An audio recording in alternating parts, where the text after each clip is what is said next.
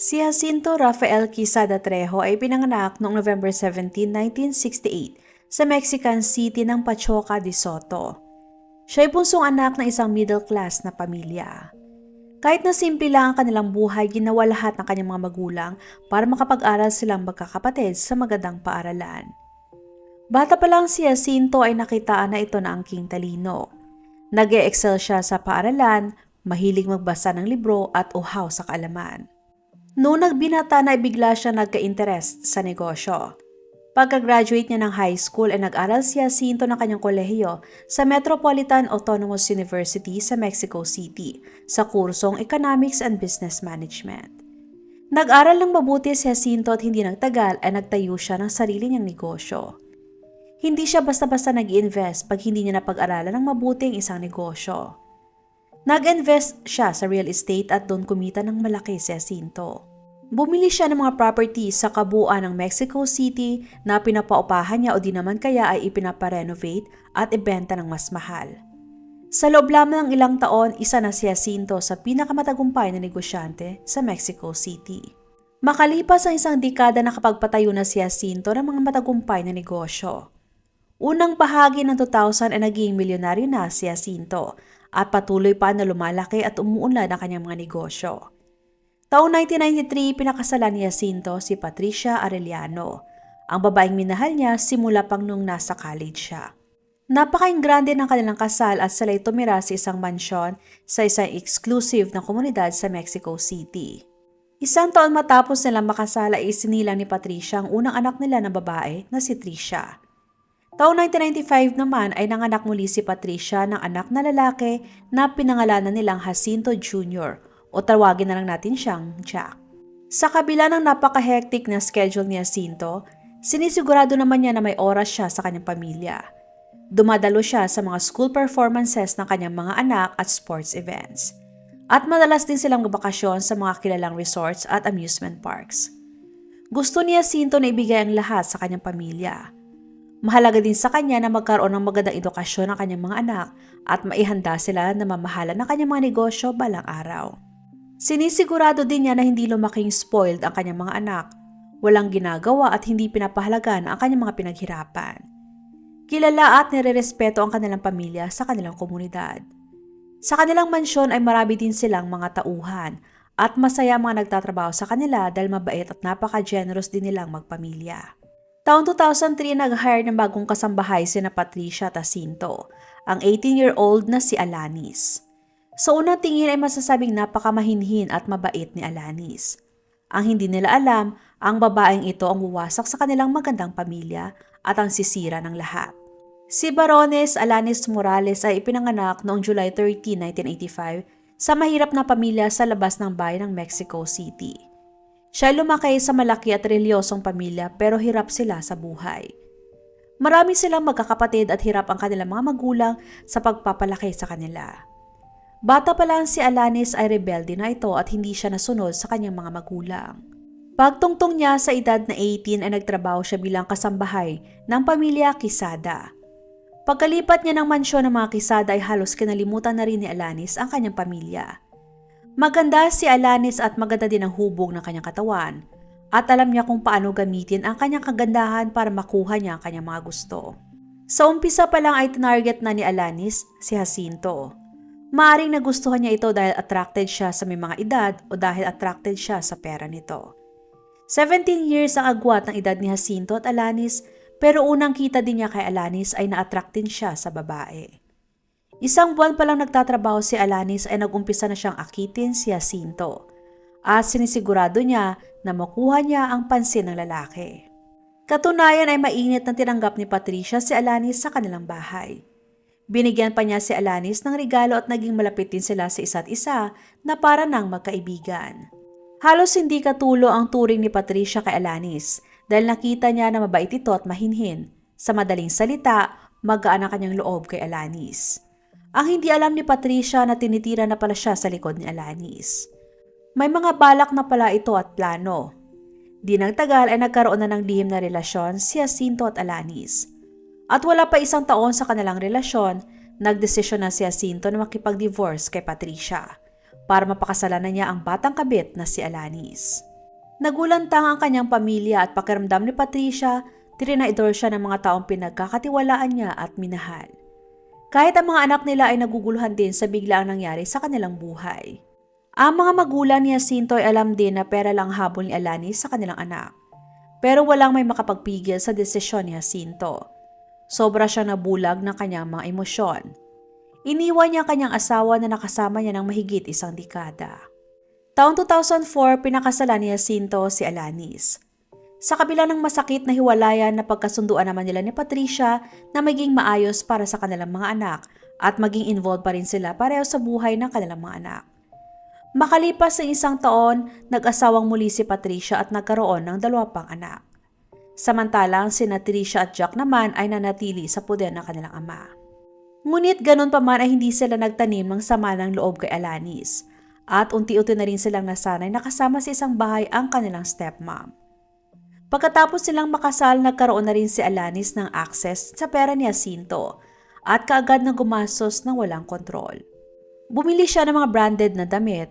Ang mga ginagamit niyang makeup at mga pampaganda ay mamahalin din at nangolekta ng mga custom-made na alahas mula sa mga top fashion houses. Nirigaluhan din siya ni Jacinto ng Ferrari pagkatapos ng kanilang kasal. Simula noon ay nagbago na rin ang ugali ni Alanis. Naging arogante at strikto na ito lalo pa sa kanilang mga kasambahay. Kasama na doon ang mga dati niyang mga nakatrabaho at naging kaibigan sa bahay na yon nung siya ay kasambahay din. Nilinaw din niya sa lahat na ang kanilang mga sahod, ang seguridad sa trabaho at kung paano siya tratuhin ay nakadepende lahat sa kanya. Gusto niya na sundin ang lahat ng kanyang mga utos at ayaw niya na tratuhin siya bilang boss lang kundi reyna. Walang interes na magtrabaho si Alanis at ayaw niya na may responsibilidad. Inuubos niya ang kanyang oras sa pag-shopping, pagdalo sa mga social events at pag-host ng ingrading party sa kanilang mansyon. Naniniwala siya na miyembro na siya ng HISO at gusto niya na tanging mayayaman at maimpluwensyang tao lamang ang nakapalibot sa kanya. Tuluyan na rin niyang pinutol ang ugnayan niya sa dating mga kaibigan at nilayo din niyang sarili sa kanyang mga pamilya. Sumailalim din siya sa iba't ibang cosmetic procedures at binago ng gusto ang kanyang mukha at katawan. Naghanap talaga siya ng mga elite surgeon at nag-request na gawin nilang lahat para maging kahawig siya ng mga Hollywood star. Sa kabila ng pagtutol ng pamilya ni Jacinto sa bago nitong asawa at tumanggi din sila na tanggapin ito sa kanilang pamilya si Alanis, na natiling bulag at bingi si Jacinto. Dahil sobra niyang mahal si Alanis at mas ginawa pa niyang lahat para maging masaya ang bagong asawa. Tinuon niya ang lahat ng oras niya sa kanyang negosyo at hinayaan niya si Alanis sa kung anong gusto nitong gawin sa araw-araw. Binigyan din niya ng buong access sa kanyang account at walang habas din ang paggastos ni Alanis para sa kanyang kasiyahan. Madalas din kung bumiyahe si Alanis sa ibang bansa kasama mga kaibigan at gamit ang credit card ni Jacinto. Dahil gusto niya ipakita sa mga kaibigan na kaya niyang gumastos ng kahit magkano nang hindi nagrereklamo ang kanyang mister. Habang tumatagal ay palala ng palala ang paggastos ni Alanis. Dahil sa laki ng agwat ng kanilang edad, ang tingin ni Alanis kay Jacinto ay isang matandang lalaki na ibinibigay ang lahat ng kanyang gusto para mampasaya siya. Yun lang ang tingin niya kay Jacinto. At nagawa na rin ni Alanis na makipagrelasyon sa mas batang lalaki ng patago. Naging maingat siya at pinanatili ang imahe ng tapat na asawa kay Jacinto. Habang lumalaki na sina Tricia at Jack ay paunti-unti na rin silang sinasanay ni Jacinto na humawak ng kanyang mga negosyo. Gusto niya na masigurado na hindi lamang sila maging tagapagmana ng kanyang mga negosyo, gusto din niya na matuto sila ng mas palawakin pang mga ito.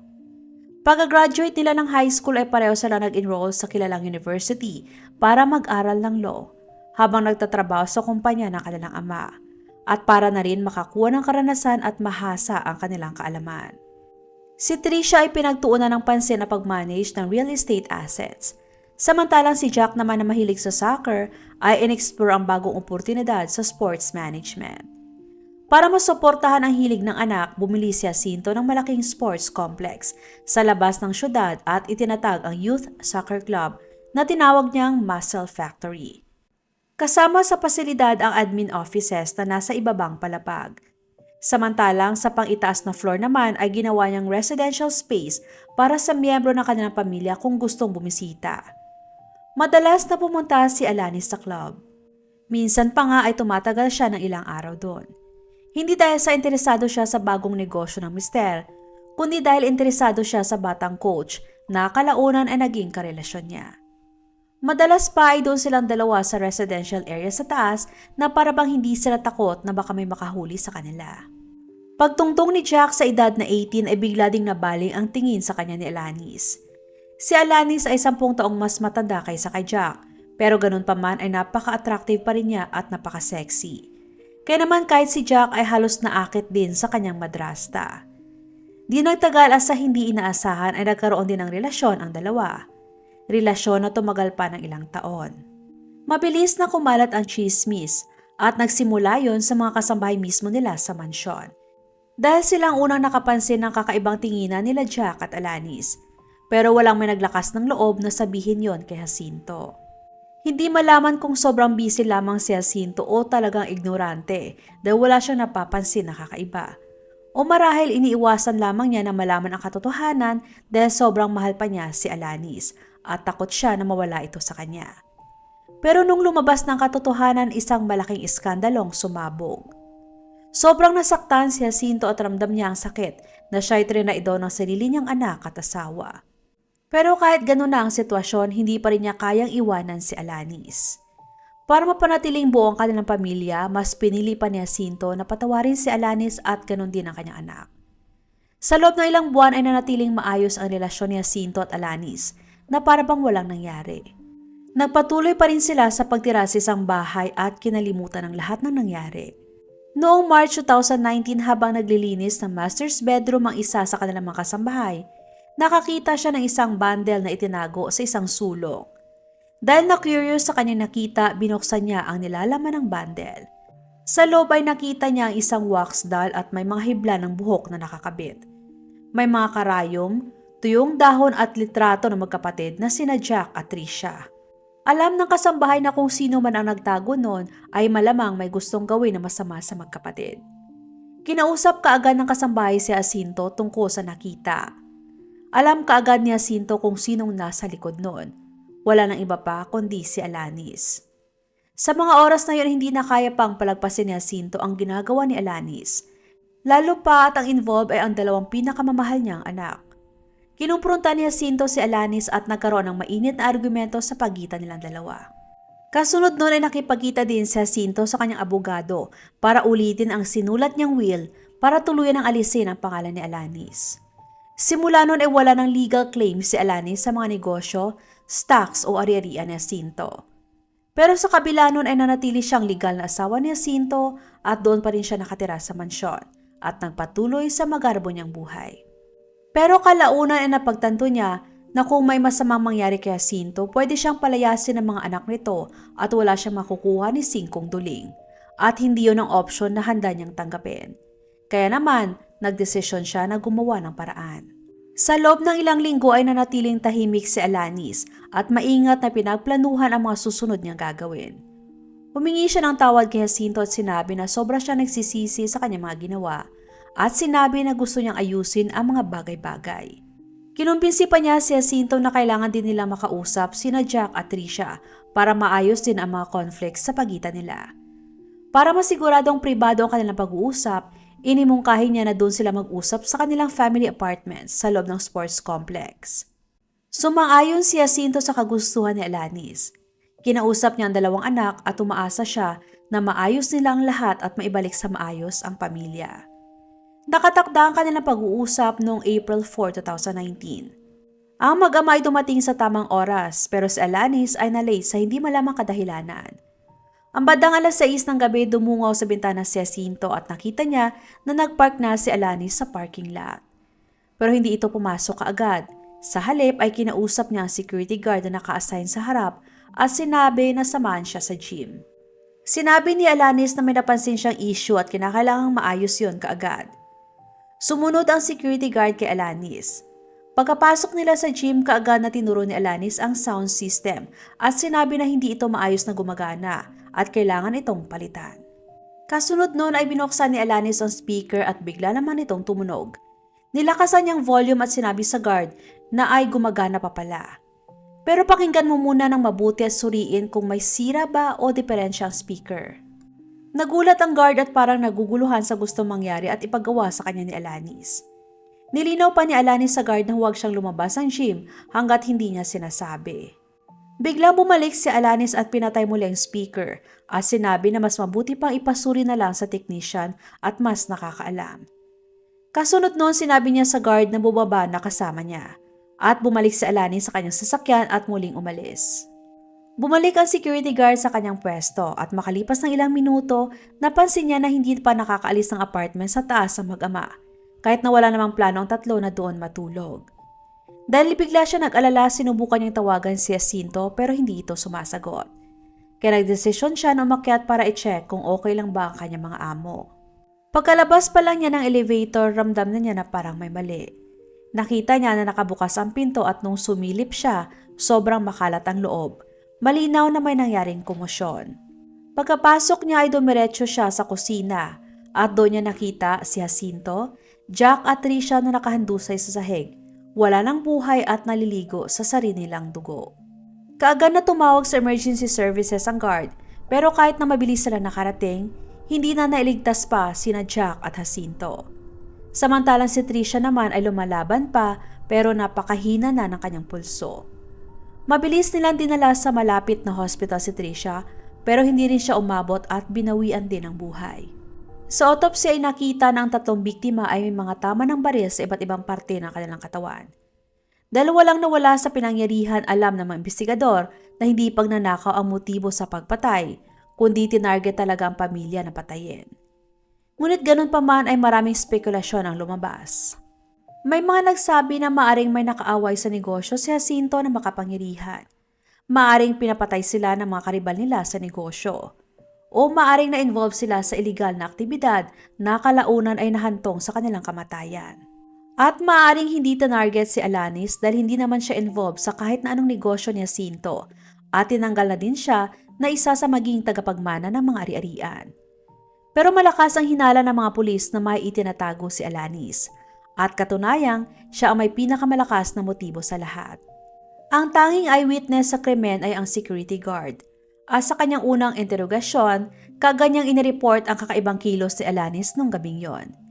Isinalaysa niya ang kakaibang request sa kanya ni Alanis at umalis ito na hindi malang pinuntahan o kinausap ang mga biktima. Sa kabila ng may nakatakdang pag-uusap sa pagitan nilang apat. Dagdag pa doon ang reaksyon niya sa nangyari ay isa ding red flags.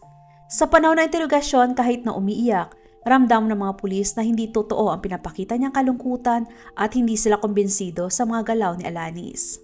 Sinuri din ang CCTV na nasa building, pero nalaman nila na hinarap ito sa pader para hindi makita ang mga pumasok nung gabing yon. Kaya naman tiwala ang mga pulis na maingat na pinagplanuhan ng krimen. Sa katabing building ay may nakakita din na may tumigil sa harap mismo ng sports complex na isang motor.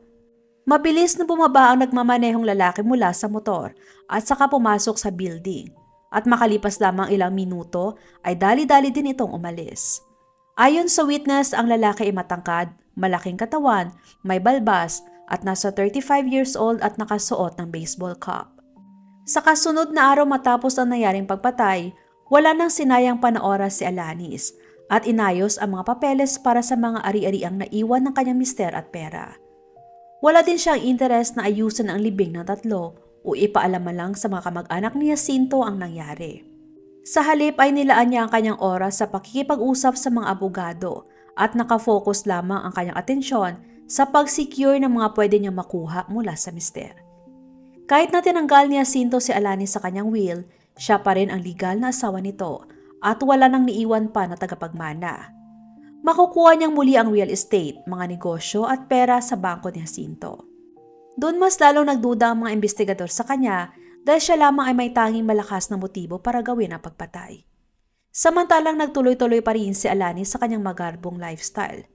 Patuloy pa rin siya sa pagdalo sa mga social events at parties at katunayang malakas ng kanyang loob na lumabas sa publiko kasama ang bago niyang boyfriend na fitness trainer na dati din niyang nakarelasyon.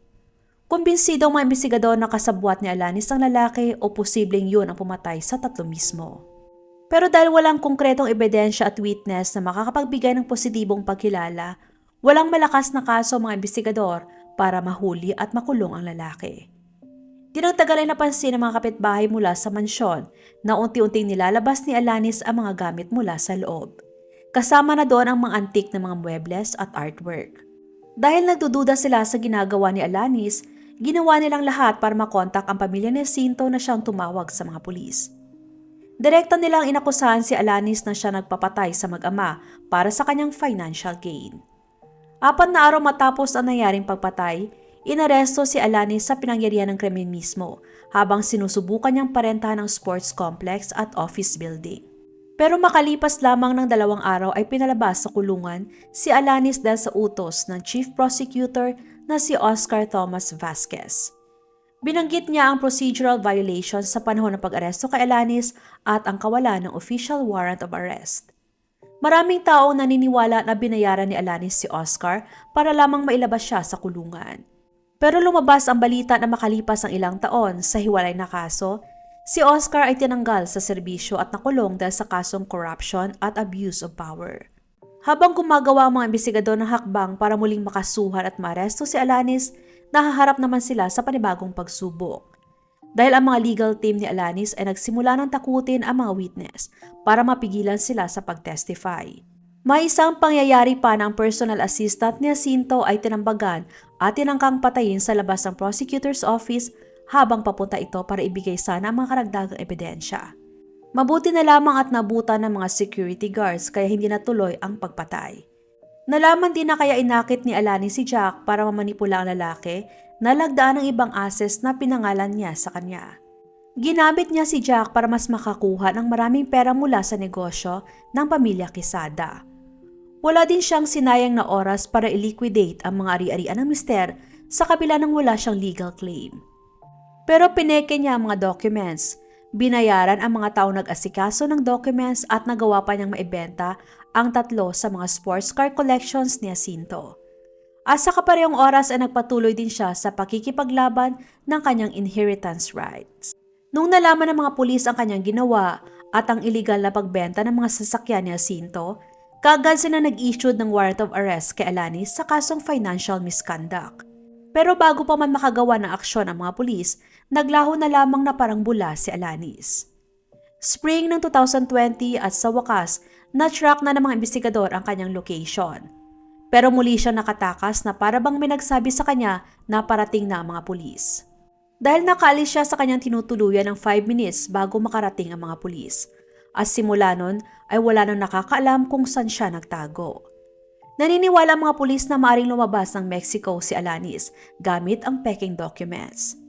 At sa perang nakuha niya mula sa binentang sports car ni Jacinto, ay masasabing sapat na yon para makapagtago siya ng matagal nang hindi nahihirapan sa pera.